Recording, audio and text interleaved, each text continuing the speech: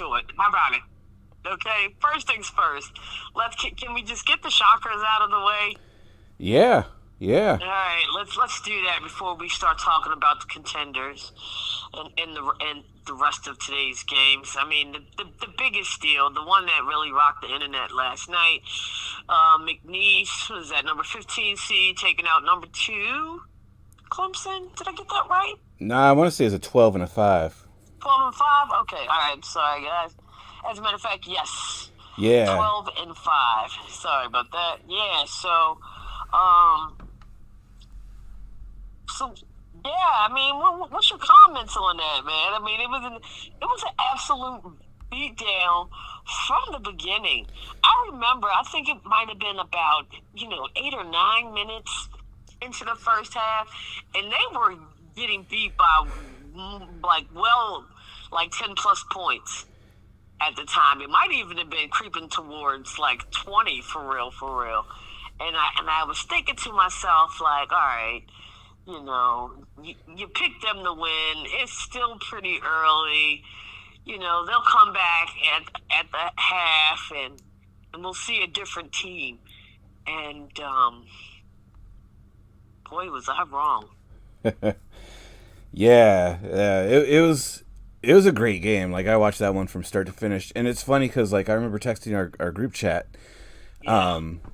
Like, I want to say like a minute and a half into the regulation or so, McNeese, they had only scored a bucket. Clemson had 4 points. And McNeese had already committed like 4 fouls somehow. I was like, they got more fouls than they do points. This is not going to be pretty. Oh, yeah. And I don't know if maybe they heard me. They got my text accidentally because they switched it up after that. And the craziest thing is the final was 69-67, I think it was. Yeah.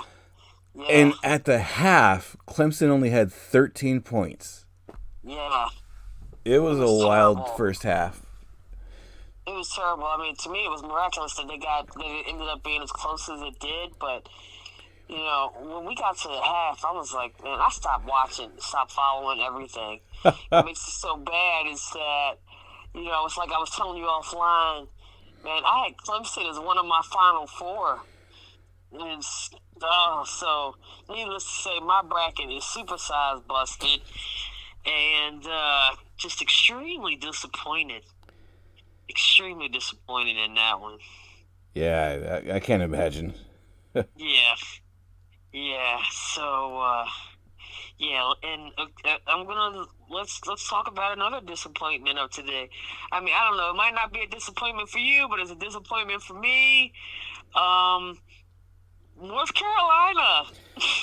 Yeah, even though they were 10 seed, I had them at least getting past this round. Yeah, they were actually they were 11th seed. I had them going past this round. I had them.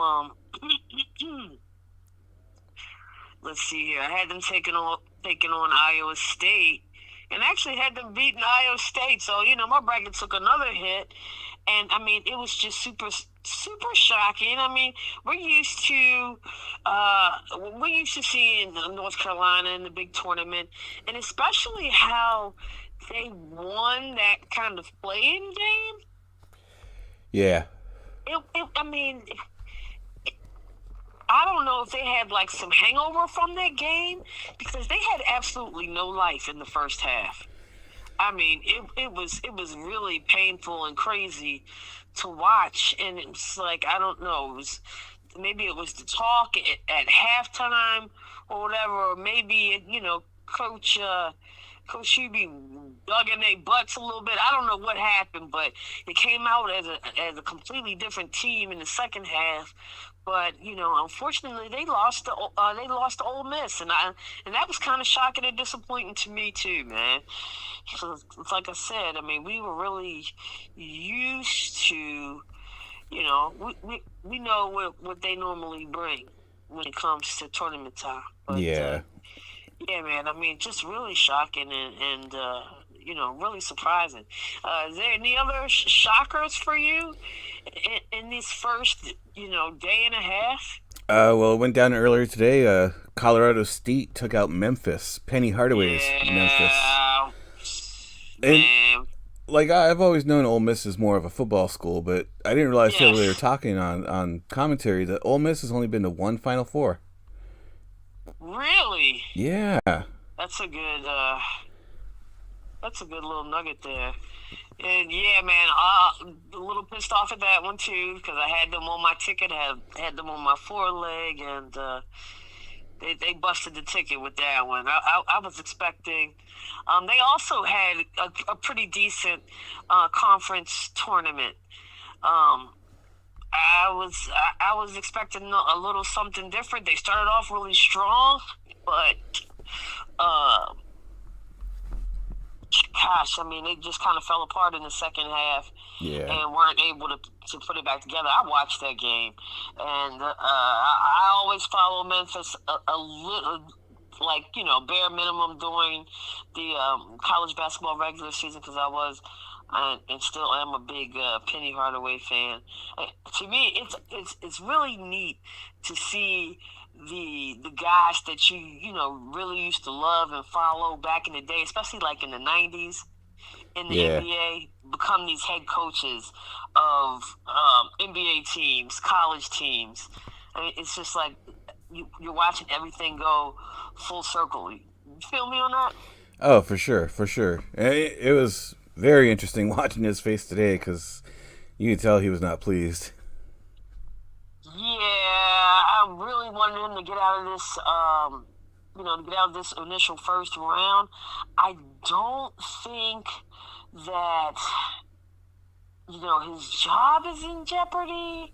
But I mean, he's just like every year he's just scratching the surface.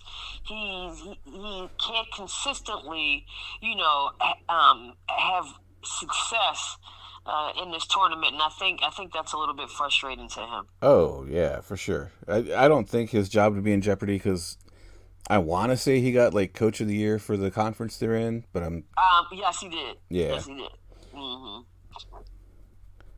But yeah, just a little bit of frustration. I mean, Memphis to me is one of those teams that, especially for like the past two seasons, they have simmered on the low. I mean, been good, solid teams, but when it comes to the conference tournament and as of this year with the NCAA tournament, just comes up short, man. And hopefully, Penny and them will get it together in the off season and figure out where they're lacking and rectify that situation because I'd love to see a little bit more success for him and they have. I feel like they have a pretty decent program over there at Memphis. Oh yeah, for sure, for sure. Yeah. Now, speaking of disappointments, they didn't lose, but I have to ask you: were you a little disappointed in Duke's performance against Mount St. Mary's?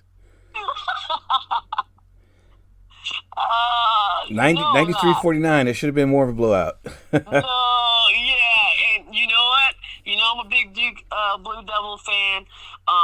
We talked about their conference, the ACC tournament, when Cooper Flag went down. I told you about that. He didn't play in the final games, and clearly they were saving my dude for the big dance, and paid off dividends. Yep. Yep. Paid off big dividends, and it's so crazy. It really gives you the value of Cooper Flag to this basketball program. I mean, without him, Duke was still pretty decent, but with him, they look unstoppable, yo. Right. Yeah. I mean, like, seriously, and I'm just gonna just rattle off a few things. Cooper Flag is himself. I mean, he had 14 points, 7 rebounds.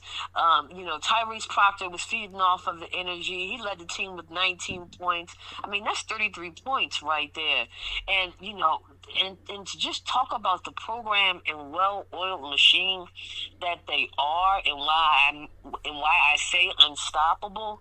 Mark, I don't know if I did not realize this until today, but they have only had one loss since November. Damn. Right. Right, and they won the outright regular season and tournament titles, first time since 1996. I mean, and if you think of 96 is, I mean, that's got to be around the JJ Redick days, right? Yeah. And just we know what gosh, this mother man, Jason Williams. We know about those programs. We all know about the Coach K caliber, and today they beat ass. I mean, it was. I mean, gosh, those kids didn't even have a chance. It was embarrassing, but like I said, when Cooper Flag is out there, they just look like I said, unstoppable, man, and they got the numbers to pull it.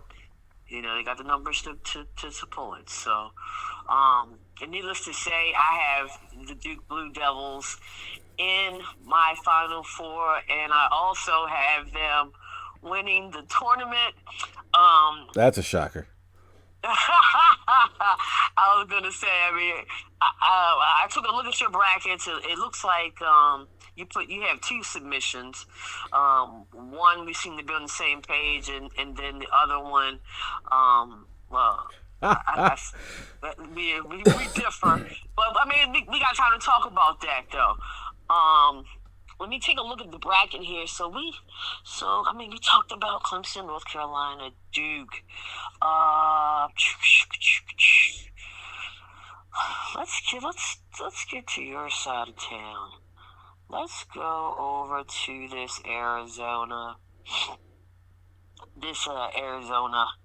And Duke is in here too. The Arizona's kind of like they're in the top half with Duke. Yeah. Okay, so I mean, the first game they got, is Akron. Mark, last week we talked about Arizona's regular season being a roller coaster of emotions. Yeah. They coming into the tournament as a number 4 seed. I actually feel like, that's a pretty decent spot for them. That they actually have a legitimate shot at the Sweet 16 and possibly the Elite 8. I think that's possible for them, due to where they are placed in the bracket. I know that Arizona is a soft spot for you. How are you feeling about what the team is looking like going into the tournament, and how are you feeling about what you think they will do in the tournament? I'm kind of conflicted just because that season has been so up and down, and it's kind of taken my joy out of following college basketball, to be honest. Like, I was like, whatever, they lost again. But they did, pretty well at the end of the season there. Yes. They fixed some things. I think they lost to Houston in the Big 12 tournament, and their tournament run probably is what helped get that 4 seed, because I was thinking just don't be like a 7 or an 8. Yeah. But of course, in my mind, I'm thinking, okay, a 4 seed. Yeah. A 4 seed. So go back to 1997, they were a 4 seed, and they were the first team to beat 3 number 1s and win the title. Look at us living in the 90s with our stats, man. Some golden years, son. Hey, Tucson was a great place that year. I got memories. But, if history repeats itself, now would be the time. I would be very happy. And it's funny because, like you mentioned, I did 2 brackets, and usually I usually do at least 2, but I also try to do one figuring out where Arizona can get the title, and I didn't have it in me this year. And watch this be the year that they win. Hey, anything is possible, but they're going to go through Duke, man. That's just going to be pretty tough. That'd be like the Sweet 16, tough. I believe, too. But that would be one hell of a matchup, I'll tell you that much. Hell yeah. Definitely tell you that much. So, I mean, I know you got them beating Akron. Who do you have them competing against in the second round? Just out of curiosity, I want to see if we were on the same page with that. This other matchup, it was actually really hard for me to pick. Because Liberty does have kind of a history of doing okay in the tournament, like some upsets and stuff. But I couldn't go against Oregon, so I got to have a Pac-12 reunion. Right. Okay. All right. We are on the same page. I was very curious to see how. And you know what? Like, Liberty is actually one of those teams that people whispering when the upset talks come about. So I definitely feel you. But like you said, I mean, it's really hard to pick against Oregon. So I actually had this matchup in the second round. I mean, how do you like Arizona's chances for this? You mentioned earlier that you were relieved for them to not have that 7-8 slot, and I too said they have where they're positioned. I think it's very advantageous for them. Do you think they can come out of that second round against Oregon if Oregon wins? I mean, honestly, it's if Arizona wins out of this first round, they have a history there. Princeton took them out. Was it last year or the year before? Yeah. Santa Clara, East Tennessee State, like they have a history with early exits. And Akron, like, is one of those teams that they'll get a rub every now and then. But yeah, I do have Arizona, Oregon going on to the next round, and then Arizona going on to the Sweet 16 and facing Duke. But Oregon is a 5 seed, and as much as when you're looking at like 5 seeds, are you really thinking championship? Yeah, a 4 and a 5 matchup, that's going to be tough. Yeah, I actually have Oregon advancing to that matchup against Duke. Oh, no, you did not. Yeah, I'm sorry, man. I'm sorry. Damn. Yeah. And I got Duke winning a tournament, damn it. Where's the loyalty? No. Oh, man. All right, let's move down to... Oh, you know what? There was one thing I was going to mention about Liberty and Oregon. Oh, sure. And it's actually kind of scaring me right now because before the tournament started, I remember like looking at stuff and just remembering from years past that 11 seeds tend to have a history of upsets, but 12 seeds not really. This year we've seen 2 12s already win. Yeah. And Liberty's a 12. Might they continue? That'd be a pretty interesting thing. Oh, jeez. Right? And again, I picked Oregon in my bracket, so my brackets will be busted. Yeah, but I'm like, what time is this game? Everyone loves a Cinderella. Right, no doubt. Let me see. Oh, shit, I don't have it. I'm going to have to check and see what time that game is, because I'm going to tune in and watch that. 10 p.m. Tonight. Fantastic. Excellent. Okay. All right, let's move on down to the bottom of this bracket. Let's go bottom right to the wild Midwest. As I said earlier today, in the show, Clemson loses to McNeese. I had them going pretty far, so there's a lot of red down here in this bracket. Really? Yeah, man. Cause, I literally said I had them going. Let's see, what is this? 2, 4, 6.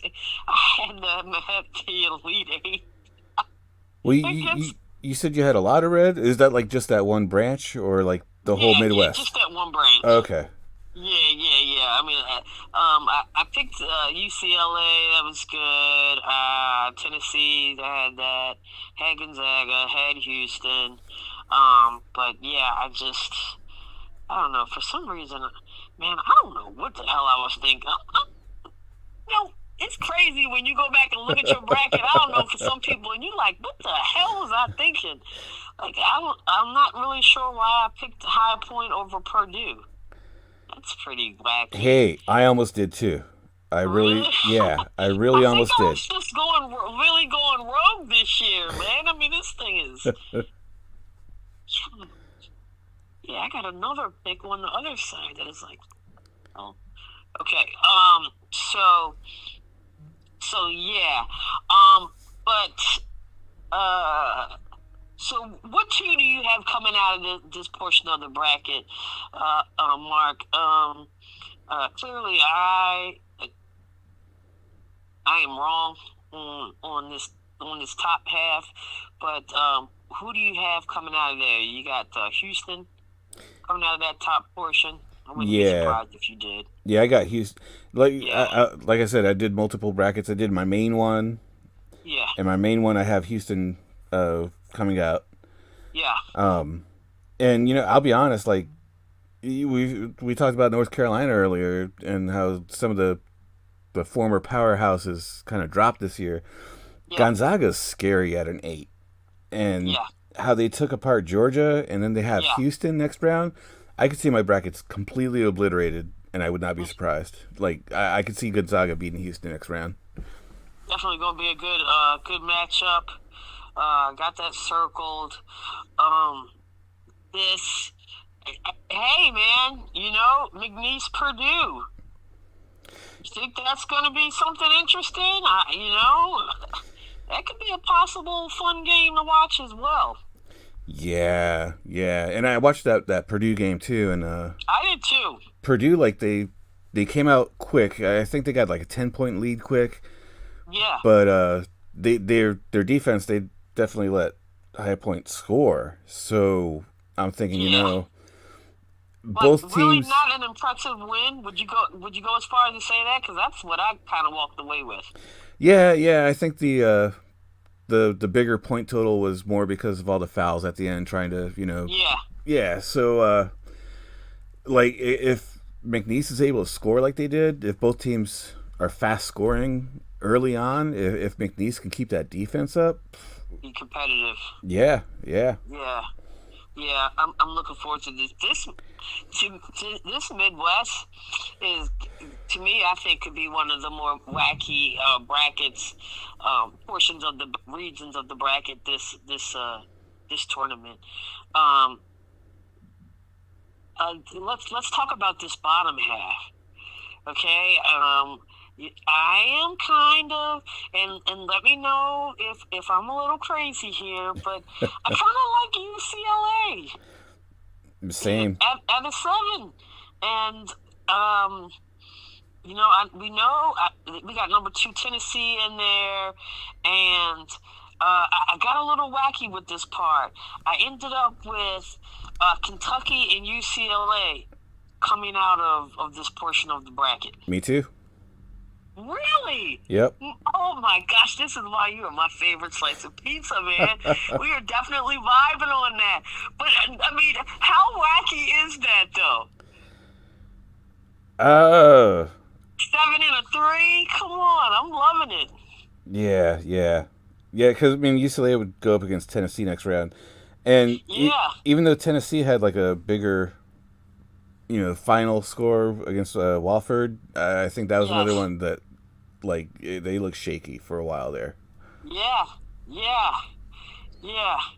I did not watch that game, but I watched the highlights. But after I saw what I saw there, I felt even more confident about my UCLA pick. So I really feel like all 4 of these games, these matchups, are like ones that you can circle and have the potential to be really, really exciting, man. But yeah. If we can get to that, Kentucky, UCLA, oh gosh, that sounds like a lot of fun.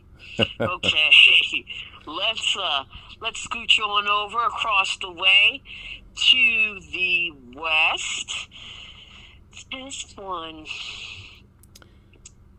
West side, best side. Let's see here. Okay. Yeah, I got a little funky with this one too. Okay. Top portion of the bracket.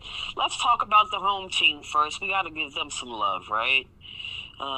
Maryland just finished up their game not too long ago against Grand Canyon University, and I don't know if you remember them from last year, Mark. That they had a pretty good tournament. So this matchup against the Maryland Terrapins, I thought was going to be competitive, but it totally was Yeah. not. I mean, it was an absolute beatdown. Maryland won to the tune of 81-49, biggest win margin in tournament history. Okay, and Julia Reese, Juju, had 18 points, 9 rebounds. Derek Queen had 15 rebounds. I mean, we're not talking about college players here. I mean, they were supersized, crashing the boards. It was a fun to watch. We talked about that Memphis game earlier. Colorado State beat Memphis, so Maryland takes on Colorado State. After watching, because I watched that Memphis game as well, Mark, what I actually had, for the next round, I actually had Maryland and Memphis, but we're crossing out Memphis here, putting in Colorado State. I was really impressed with Maryland today. I feel even more so confident in my bracket because I had Maryland, and I got a little wacky with this one too. I have Maryland and UConn in that Sweet 16 matchup. Huh. UConn. Wow. Yep. Wow. Yeah, I got wacky. I did. Now, I have a little bragging to do here. Okay, go for it. Upset picks. My second round, I had Maryland facing Colorado State. Oh man. And let me tell you, that was just a complete guess on my part because I really had no inkling on who was going to win that. But I did pick Colorado State beating Memphis, and I like I said, I watched that game, and Yeah. that's one where like the point spread final doesn't show how big of a difference it was because Colorado State really beat them down more than 8 points. Yeah. I mean, they can. I think Memphis can come back from like a 22-point deficit. Yeah. So I think Maryland's going to have their hands full with Colorado State. Like, it's not going to be the beatdown that they did to GCU.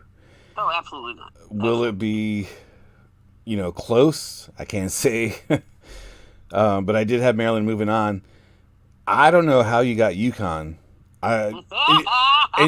Actually, you're not unique in that because, not to say you're not unique, just in that pick.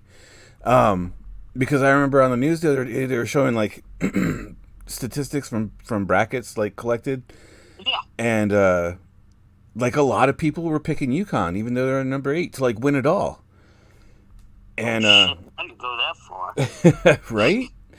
I mean, and when I say a lot, it was like 12% or 8% or something like that. So like Yeah. a lot comparatively.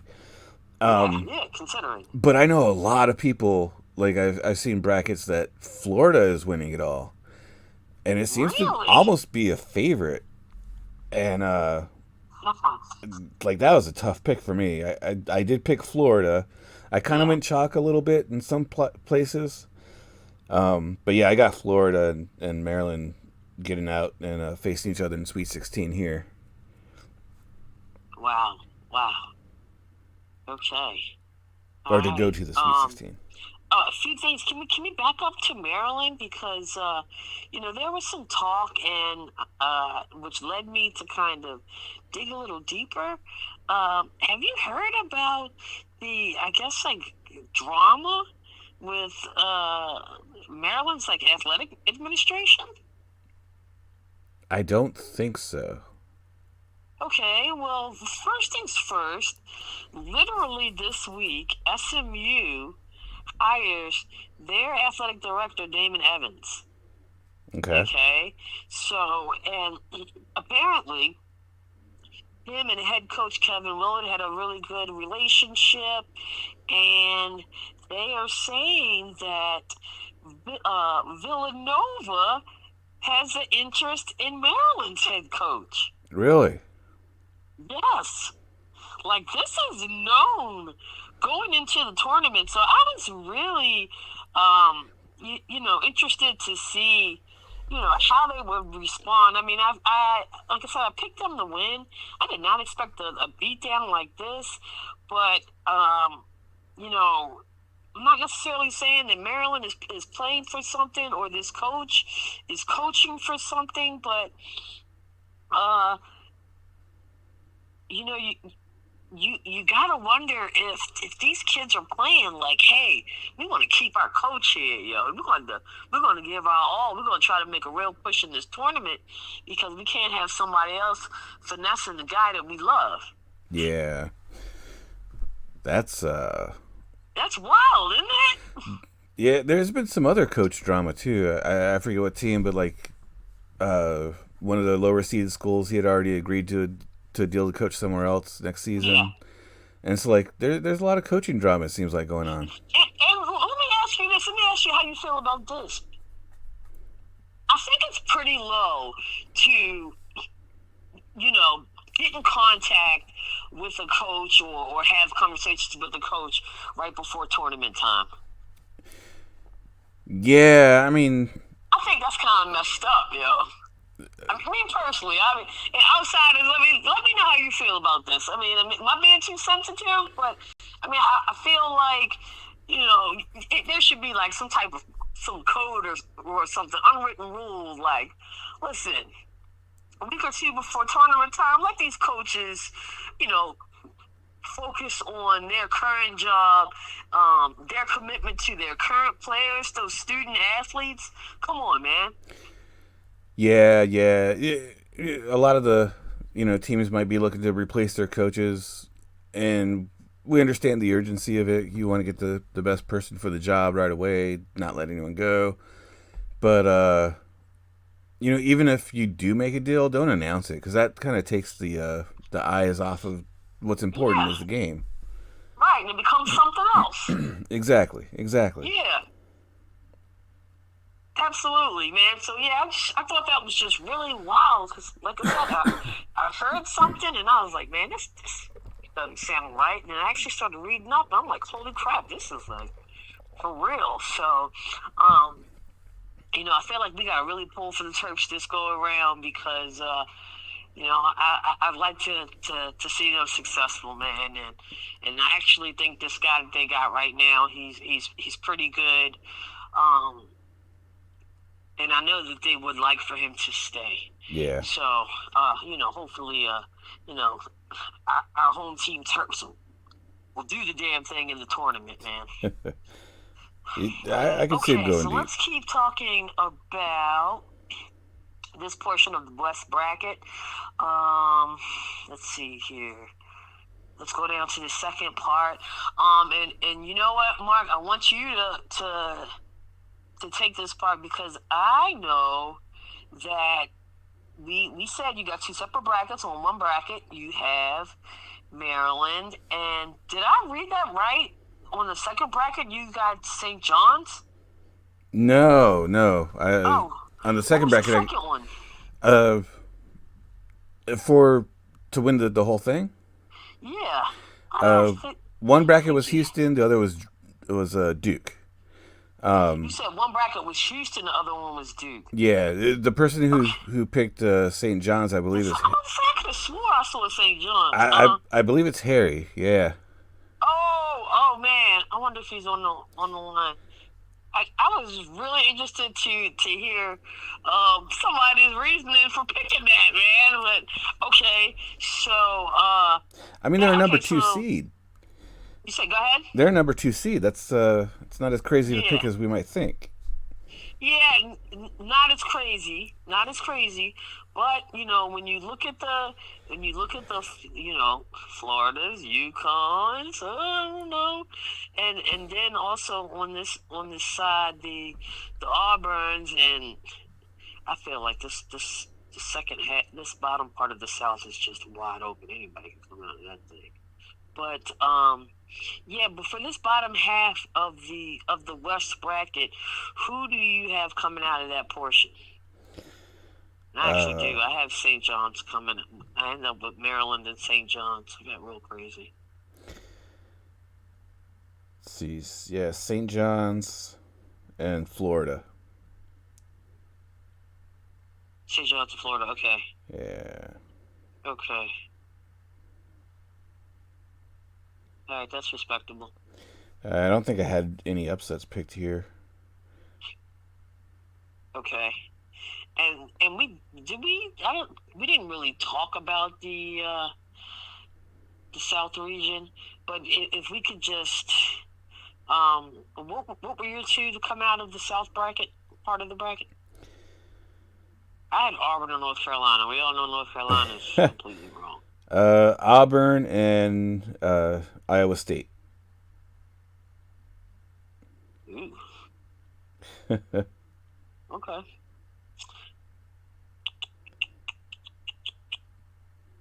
All right, that's respectable too. That's respectable too.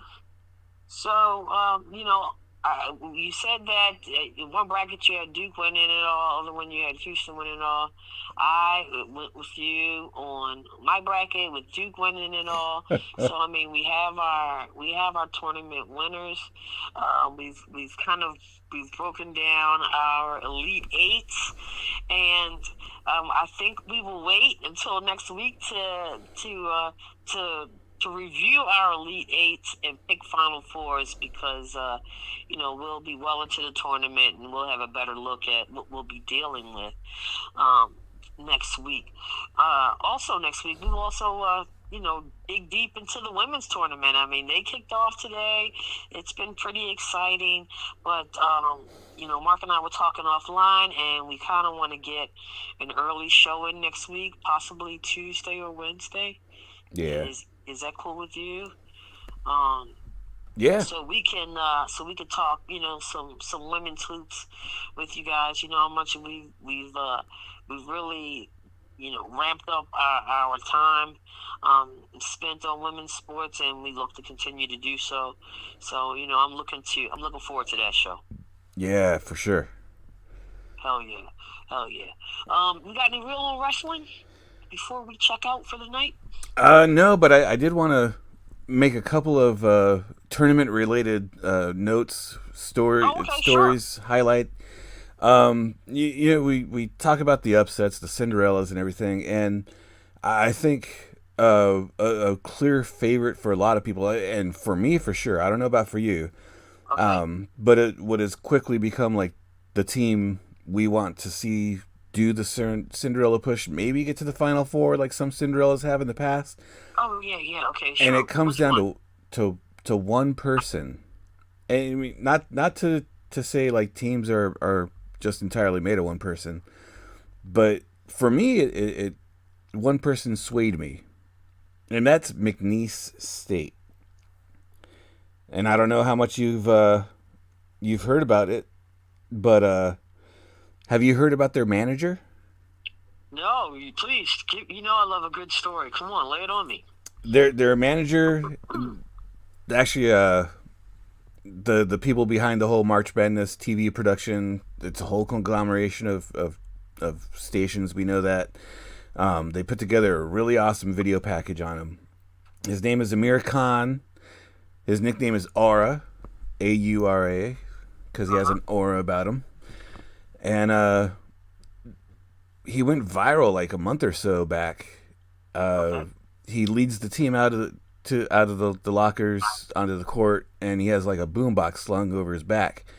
And apparently, like someone caught him on video, and I think he was rapping along with the song. That went viral, and let me tell you, a month of viral. This kid has become the very first college manager to sign an NIL deal. Oh, Not only that, wow. he signed 3 NIL deals in 1 week. What? Yes. Yes. And Now, like, how is that for goals, man? That just sets a whole new level of standard out there for college sports. right? He's selling his own t-shirts. He's got socks with his face on it. The aura is real. Yo, I absolutely love that story. To me, this might be like the story of college sports this year. Absolutely. Absolutely. Yeah. And when I say, I just want to clarify what I mean by that comment that I just made. If you like sports but you are not athletic, if you just want to find a way to get more involved with your university, I mean, being a manager, it is actually a respectable position. I feel like over the years it has come to be a respectable position. I mean, back in the day when Mark, when me and you were youngins, God bless the managers because they had it rough. But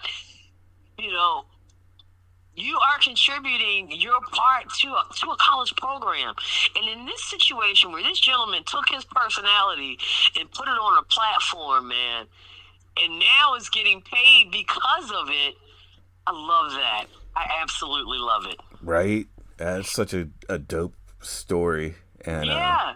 And that is literally one of those, it could be you. That could be anybody. Right. Stories. And yeah. I think the greatest thing too is like they were interviewing coaches and players for McNeese, and they said like, for him to go viral, millions of hits on the videos on TikTok and stuff. And they said he's just the same person. Like he, no inflated ego. Hasn't changed. Yeah, hasn't changed, which is just, it just sounds overall like he's just like the great person. Makes sense. Yeah. Makes sense because those type of things can't happen to assholes. Right. I mean, the way that it happens, you understand what I'm saying? Like, you truly have to be a genuine person. Yeah. Man, that's something else. That's great. Right. That's great. Really great. I love that story. Thank you so much. Yeah. The second thing I wanted to highlight was, we're going to be digging into the women's next week, and the women got, I would assume this is an NIL deal too, and it goes to an entire team. And I don't know if you've seen this, but if you go on your Chipotle app, it can't be one of those third-party apps, but if you go on the Chipotle app, say you're hungry for some Chipotle. You got the Chipotle app, you open it, and start looking at the menu. The USC Trojans have a deal with Chipotle. They have a entree for every single player on the women's team. So I would assume like a signature entree, like double meat, double rice. Some are quesadillas, some are bowls, some are burritos. But I guess every player said what they get at Chipotle, and Chipotle put it on the menu.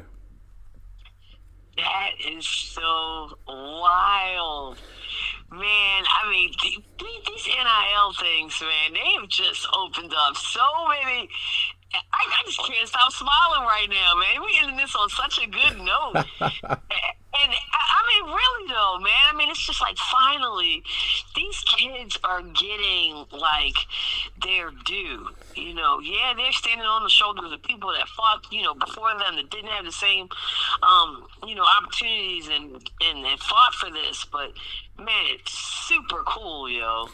Well, we could probably go into a really deep discussion about the NIL stuff and all that.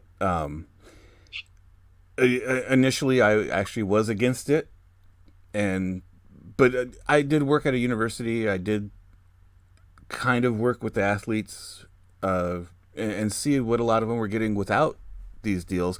But of course, that was USC. That's a big school. Big school. And a lot of them do get special treatment and all that. And that was kind of my fear with the NIL when it became a thing, was like, yeah, the great players are going to get stuff, but what about the rest? And it's trickled down to where the rest of the players are getting stuff, and that's just amazing. Yeah, yeah, and they deserve it.